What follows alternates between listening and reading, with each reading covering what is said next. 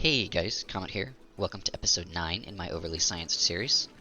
Last episode, we built this mid-game power plant that runs off of this oil well and this oil well. Now, if it runs flat out all the time, it will overconsume these two oil wells because it takes 3 oil wells to completely saturate a liquid pipe. And actually, since I'm using an oil refinery to convert the crude oil to petroleum, I would need six oil wells, because you lose half of the crude oil in the conversion process when using a refinery. But I don't have access to space materials yet, so I can't really make a petroleum boiler without first having access to a volcano. But that's for a different episode.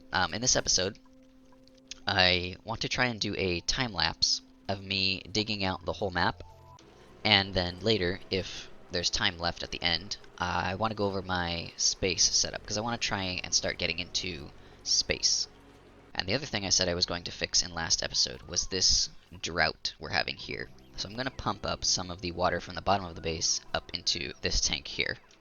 The water's just about to make its way up here, and I've done this little trick with this bridge over the pump. That way, the water coming up from the bottom is used without an extra pump in the middle. It saves power that way. And then any excess will just flow past this bridge and then out of this vent into here. For the time lapse, if you're unaware, if you go to colony summary here, this right here will show you a time lapse of everything you've done so far in the map. So I'm going to try and use this to capture me excavating the entire map.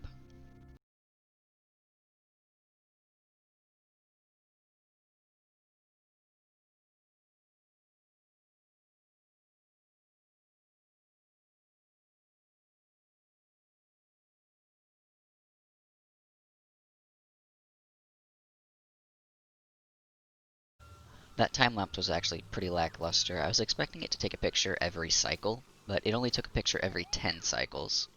It still does an okay job of showing my progress, though.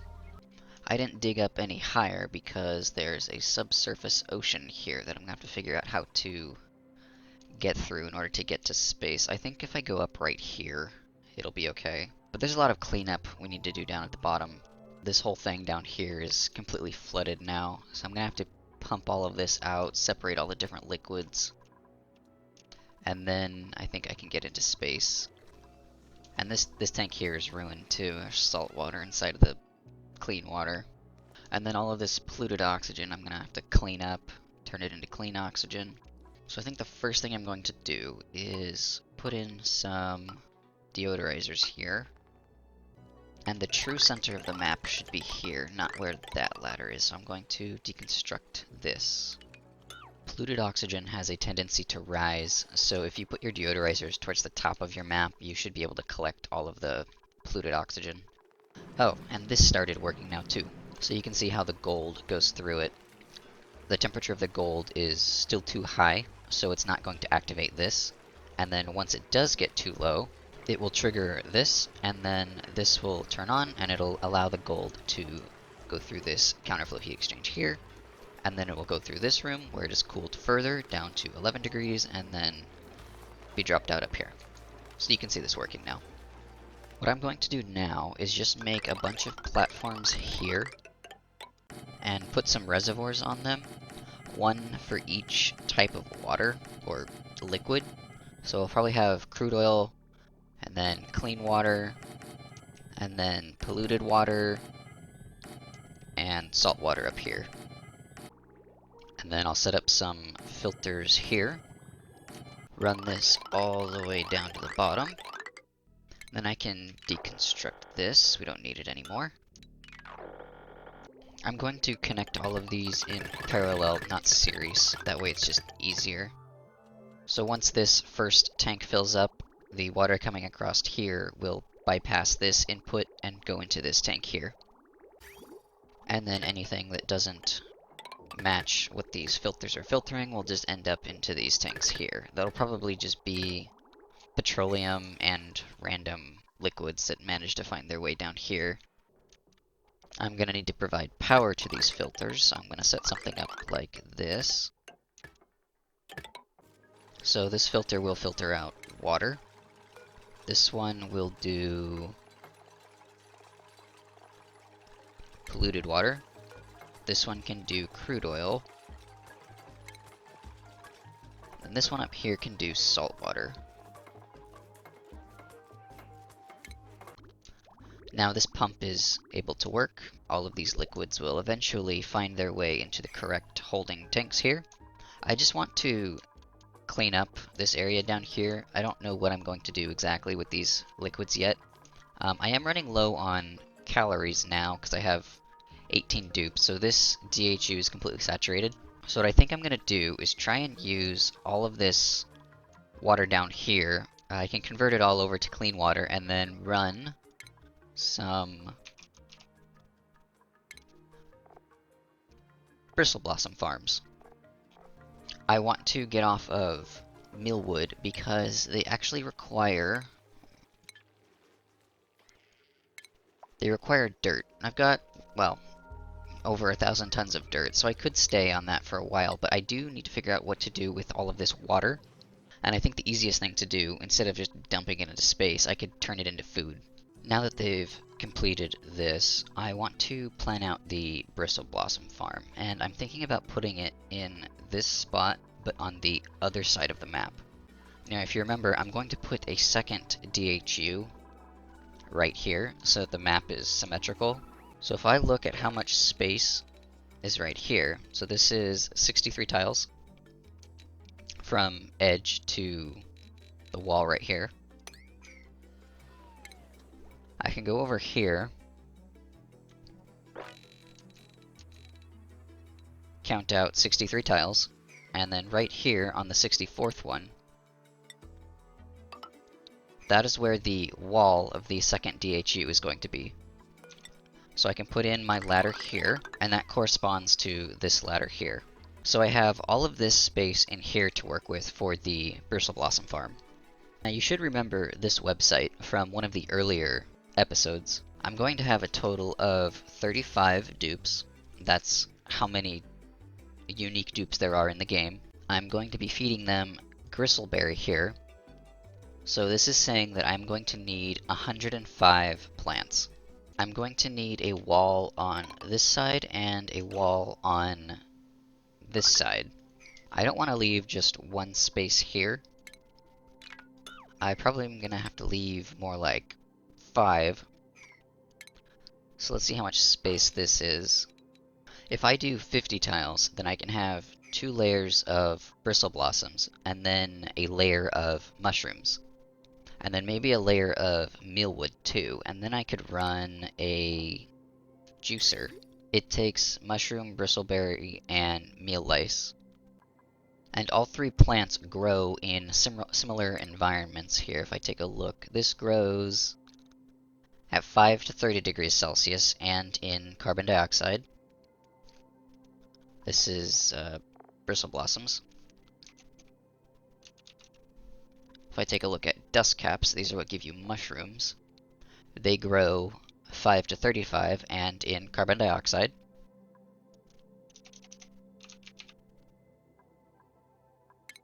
And then mealwood grows 10 to 30 inside of carbon dioxide. So I could have all 3 plants in the same spot, in the same atmosphere, at the same temperature. So I'm going to make sure this is 50 on the inside. So the outside is going to be 52. 52. And then I'm going to have 1 layer for mushrooms, 1 layer for mealwood, bristle blossom, and then I'm going to have a temperature control unit on top. So something like this, but it'll stick out on top, kind of like this is over here. I just realized I didn't account for the ladders in the spacing, so I'm going to have to move this over 2 blocks. So now it should be 50 blocks between ladder and ladder. So this bottom layer down here is going to be mushrooms, and these are 2 blocks tall. So the next layer can go right here. And it looks like Bonnie here is glitched for some reason. I think she's supposed to be building this, but I don't know what's happening. So I'm going to force her to move. Okay, that fixed it. Oh, well, I guess there's that. After a lot of trial and error and numerous recombinations, I've finally settled on something that looks like this. I'm going to have the mushrooms down here on the bottom layer. I'm going to have mealwood in this layer here. And then in this layer here, I'm going to have a lot of thimble reeds. I wasn't sure what to do with this layer, and then I remembered that thimble reeds exist, and that'll be a good way to get rid of all of my polluted water. And then that leaves all of this space up here, the 50 tiles, for the bristle blossoms, which was the whole point of this whole thing.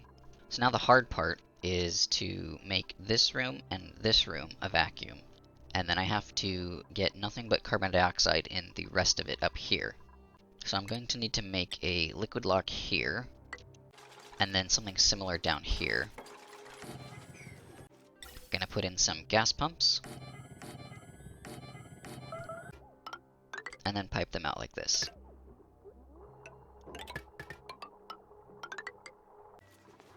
Actually, no. Since it's carbon dioxide, what I can do is pump it out up here. I want a little splash of crude oil here, and a little splash of crude oil there. I need to run some power over here. I think I'll make a power transformer right here for now. Okay, that's more than a splash. And to get my dupes in and out of here, I think I'm going to set up a transit tube right here.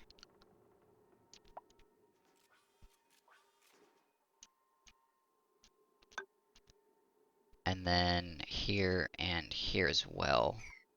So these will have to go. And then I can use these things. And I think I'll put one like right here.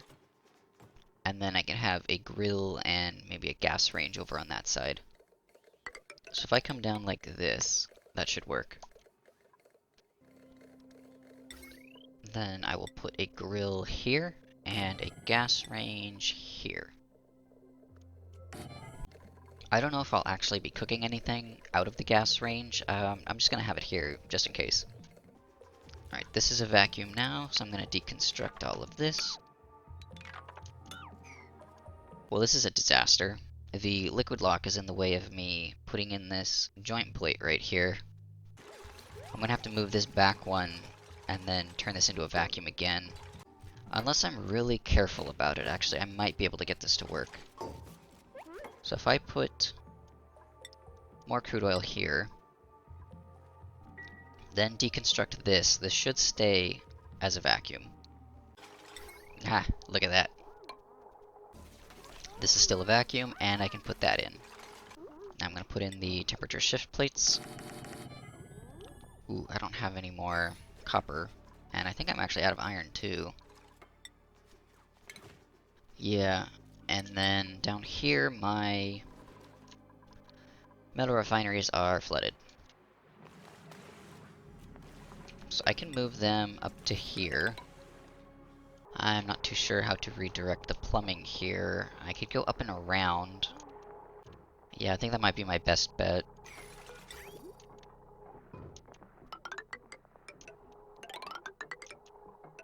So something like that'll work. And then the water can go over this way. And then I can just extend this up to here. And then that should get my refineries back online. The plumbing, or the cooling loop here is going to be a little tricky because I'm going to have water coming in as well. But this part should be pretty simple. I can just pipe this down to here.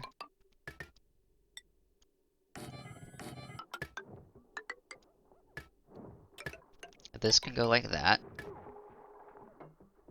And Actually, I think I'm gonna make this a bridge here.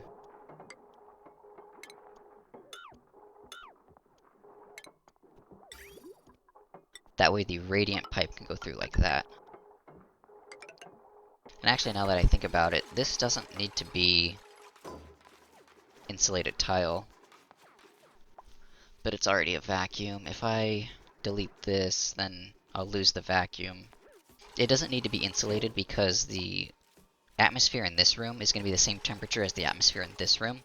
So there's going to be no temperature transfer since they're the same temperature. Alright, I'm going to switch all of this to gold. And if it breaks the vacuum, then it breaks the vacuum. I can just make another vacuum. It's okay. I've got to figure out how the cooling loop is going to go. I think I'll just run it this way and then through here. And then up here. Over here, and then it'll just mirror that on the other side.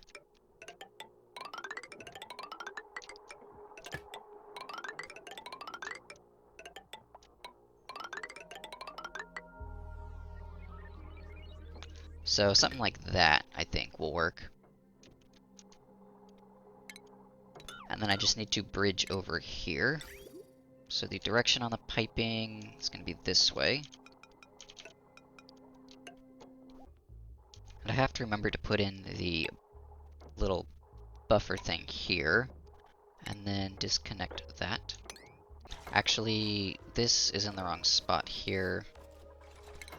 I really want this to be symmetrical, so I'm going to move this to here.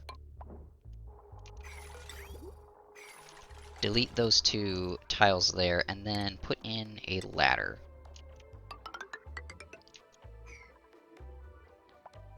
Wait, no, I can't put in a ladder here. Because that's where the transit tube is going to go. So the ladder can be here, but no lower. This did break the vacuum, but I'm just going to throw in a quick pump and pump that back out. I'm not sure if one aqua tuner is enough to keep this whole thing cool if I'm pumping in water at, say, a maximum of 95 degrees. So I'm going to do some math here using this tool. So if we go to the food calculator and put this back in, it's going to be consuming 2,000 kilograms per cycle of water. So if we go back to the cooling calculator, it's going to be consuming this much water per cycle. Let's say it's going in at 95 degrees, and we want it to be down to 30 degrees before our plants stop working. We will have to move this many DTUs of heat. And since the aqua tuner in here is going to be running water for now, because I don't have supercoolant, we need to figure out how much heat is in 14 degrees of water, because that's how many degrees this aqua tuner can cool its liquid down by. And depending on the specific heat capacity of the liquid that you're running through it, that's how much heat you could move. So if we go over here to water, it has a specific heat capacity of 4.179. So if we go to the calculator, 4.179 times 14 degrees times the mass of the water, which is 10,000 grams, that gives us about half of what we need to move. Right, we need to move 95,000, and using water, the aqua tuner can move 585,000. So if I'm using just water, and I'm pumping in water at 95 degrees, then I'm going to need 2 aqua tuners. Now let's say I use supercoolant instead. It has a specific heat capacity of 8.44. So let's do the math again, but with that number. So 8.44 times 14 degrees times the mass, that'll be plenty. If I use one aqua tuner using water for now, then I have to make sure that the water I'm putting into this whole thing isn't too hot. But once I switch over to supercoolant, I can pump in water at 95 degrees and it'll be fine. And since I'm not going to break back into here and remove an aqua tuner, I'm just going to use one aqua tuner and really monitor the temperature of the input water. The atmosphere in the steam room here is going to be like the gold volcano, so I'm going to put in some hydrogen here.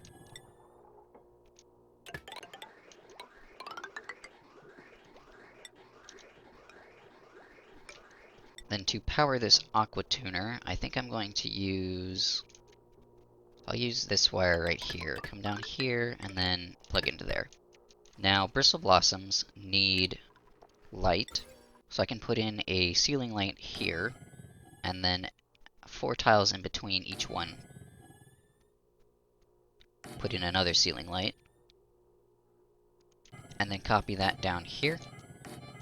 And then all of these I think I'm going to power with the transformer on the left here. And I want to hide the wiring as much as possible. Then for the input water, I can just link all of these up like this. This one here will be polluted water. And then I'm going to need to put in some jumps here and here.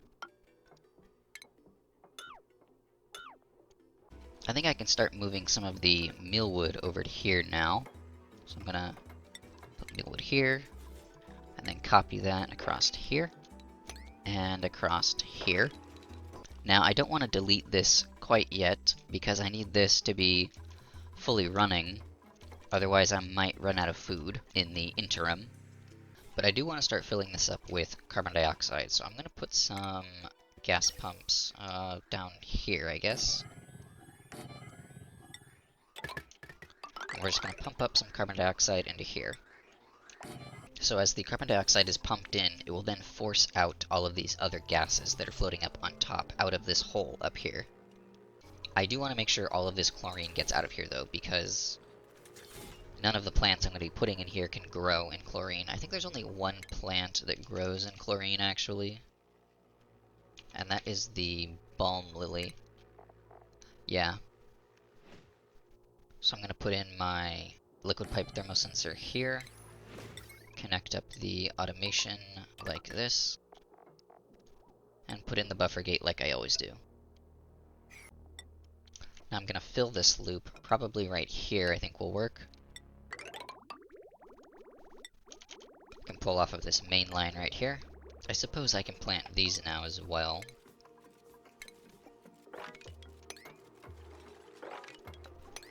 The only fertilizer they need is water, or polluted water. But if these were, say, arbor trees, then if I were to not give them polluted water, they would still require dirt as fertilizer, which I think is kind of bizarre.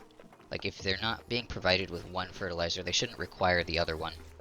So like mealwood, for instance, if it is below 10 degrees, the plant won't grow, but it will still require fertilization. And so you'll just keep throwing dirt at it even though it's not giving you any mealwood. But thimble reeds don't do that. So you can plant them even though you're not going to be fertilizing them, and it won't cost you anything. This vent here has finally overpressurized. We're at 20 kilograms here, so I'm going to deconstruct this, and then do that same trick where I reverse the direction on the bridge over here. Alright, that's in place. Now I can deconstruct all of this extra piping. I'm going to cut this for now. I need to let this pressure equalize a little better. This is at 9 kilograms, and this is barely at 2. Actually, instead of waiting, what I can do is put another vent over here, and then run this over here, and pump CO2 into this side as well. CO2 is a terrible gas when it comes to thermal conductivity or specific heat capacity, so what I'm going to do is try and supplement that with a bunch of temperature shift plates, and I'm going to make these out of granite, because I have a lot of granite. I don't think I need to waste a lot of metals on this. Granite should be sufficient. It will provide more mass, so the temperature will be more stable. And it should improve thermal conductivity a little bit. I'm not too worried about that. I'm more worried about the temperature fluctuations. And then along the edges, I'm going to put drywall. So that'll keep my dupes busy for a long time. Everything's in place now. I just need to get these little chlorine and sour gas packets out of here. The cooling loop is full. I can go ahead and plant my bristle blossoms now. I'm not going to seal up this room quite yet because I'm using this bridge right here to fill up this room down here. So I can connect that up, fill up that room. Then I also need to get some petroleum in there. So this line right here, I can continue all the way up, and then connect in right here. That should be enough petroleum, so I'm going to go ahead and deconstruct this bridge here. And that's plenty of water as well in there, so I can go ahead and deconstruct all of this too. Now I'm going to sweep up all of this stuff. I'm going to seal this off. Now I can get rid of this and this. And now I'm going to connect up this farm to the main line over here. Actually, I just realized this is going to go straight through the second DHU, so what I'm going to do instead is route it down this way. Now I can put all of the recipes on this electric grill, and finally deconstruct all of this in here.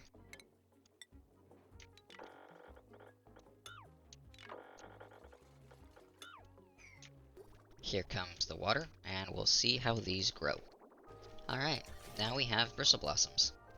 This episode went in a little bit of a different direction than I was expecting, but that's because it was recorded over the course of 3 days. That time lapse took up like 80% of my time, even though it only takes up like a minute in the video. But that's pretty much all I have time for in this episode. I hope you learned something. Thanks for watching, and I will see you in the next one.